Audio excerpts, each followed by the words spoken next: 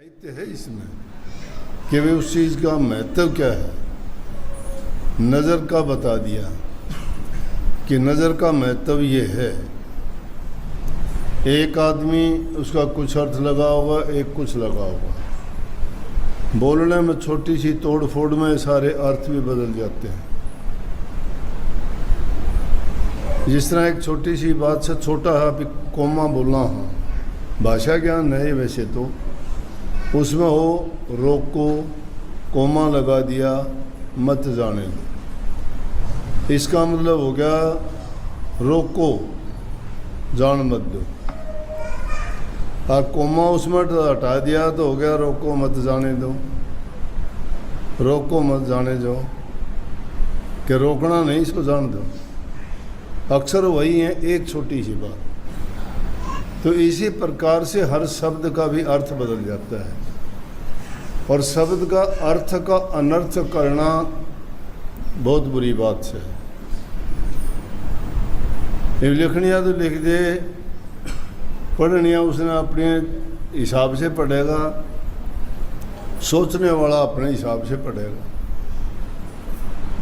सो की 1 तारीख का सत्संग था, बात मेरे बड़ी दिमाग में आई हुआ, मैंने 2-3 बार रिपीट भी कर दी।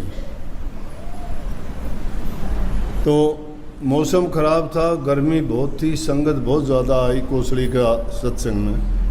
इतनी संगत थी कि उड़े बाहर भीतर पेटों के नीचे की दिन आवड़ी कौन। असल तो सारे हालियों से गर्मी इतनी ज़्यादा, सारे पंखा। मैंने बैठने के बाद में एक ही चीज़ कही, बात बहुत बड़ी थी वह, उसका अर्थ बनने भी नहीं, मैं भी साधारण भाषा में कही थी। मैं बोला भाई शांति से बैठ जाओ, या धूप भी चली जाएगी, बादल भी आएंगे। या बात कह के भी कोई नहीं हटा था, इतने सूरज का आगे बादल भी आ गया।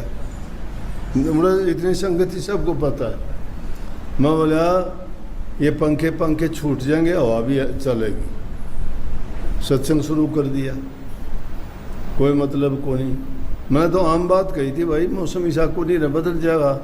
सत्संग करा सा, समझौता सा अपना, परमात्मा का गुणगान करा, और कोई काम नाच कूद नाटकबाजी करा तो शायद दखल दे दे।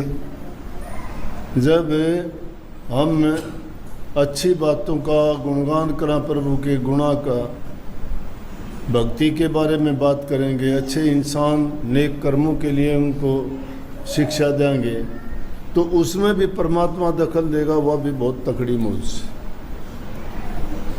लेकिन दखल दे को नहीं, क्योंकि इतने लोगों का भाव जुड़ा है, वहाँ दखल दे को नहीं देगा तो बहुत तकड़ी मौज ही है उसमें।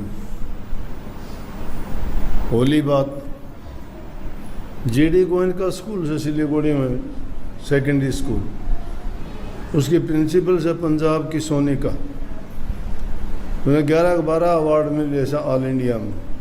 वेस्ट बंगाल में सबसे बेस्ट प्रिंसिपल है वो।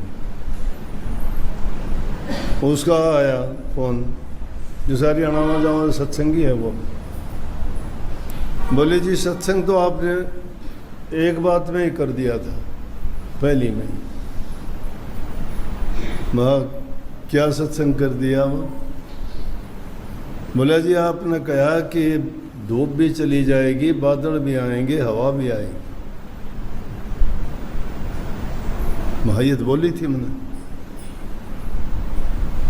फिर मैंने सोच लिया वो हो, ये तो बहुत गहरी बात कर रही है कि हर इंसान की ज़िंदगी में परेशानियाँ आती हैं, मुश्किल घड़ी आती है, धैर्य रखो, चले जाएंगे। हवा चलेगी, शांति की हवा चलेगी, प्यार की चलेगी, आओगी। हमेशा गर्मी नहीं, ठंडक भी होगी। वाह भाई वाह, बात तो क्या थी, लेकिन समझने वाले की देखो अपनी सोच। मधुमक्खी फूल पर बैठती है, फूल की शोभा नहीं बिगाड़ती। अच्छा उसका रस ले लेती है, अमृत रूपी शहद बना के तैयार कर देती है, फूल का भी कुछ नहीं बिगाड़ा उसने। एक गंदगी की भिष्टे की माखी होगी, गंदगी की चीज़ पे बैठेगी, गंदे कीट लेके अच्छी चीज़ पर बैठ के उसको विषाक्त बना देगी, जहर बना देगी।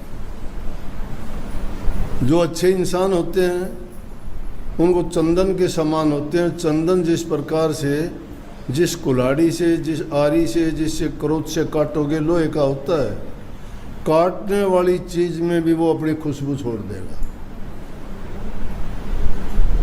महापुरुषों की निशानी होती है वो कभी किसी को कष्ट नहीं देते, दुख देने वालों को भी वो सुख देने। क्यों? उनको पता है कि परिणाम तो अपने कर्म का मिल रहा है।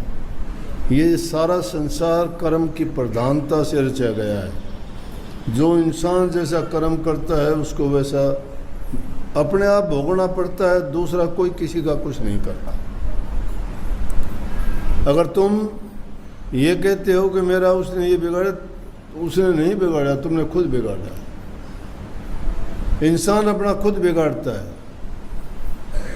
एक इंसान कुछ कहता है, दूसरा उसको कुछ कहता है, वो बात बढ़ते बढ़ते पता नहीं क्या की क्या बात बन जाती है।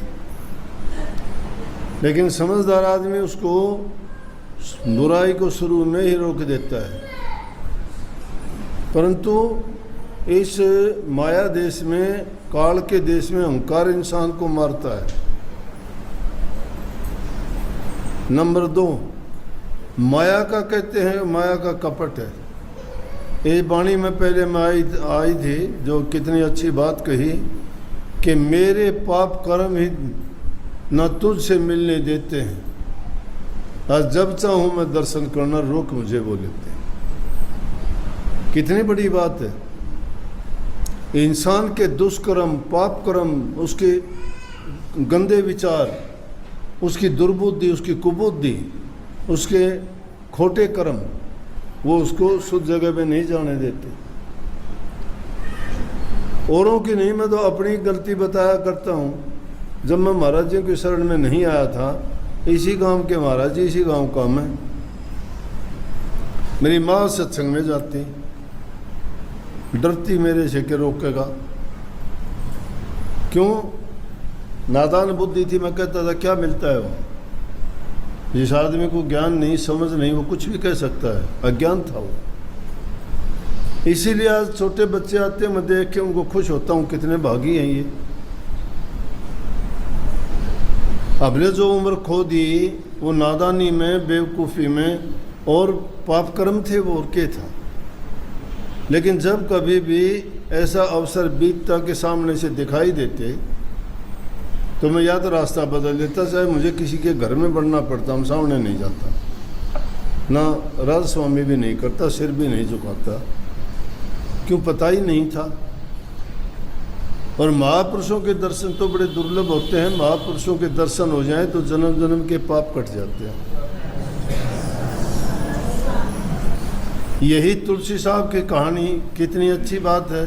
तुलसीदास जी बहुत उच्च कोटि के संत थे जिन्होंने रामायण लिखी। ऐसे ही नहीं वो तुलसीदास कहलाए, उन्होंने साक्षात राम जी के, हनुमान जी के दर्शन किए, तड़पते थे उसके लिए। और एक वक्त था उसका, तुलसीदास जी का, अपनी स्त्री के लिए पूरी रात में ही उसके घर पहुंच गए।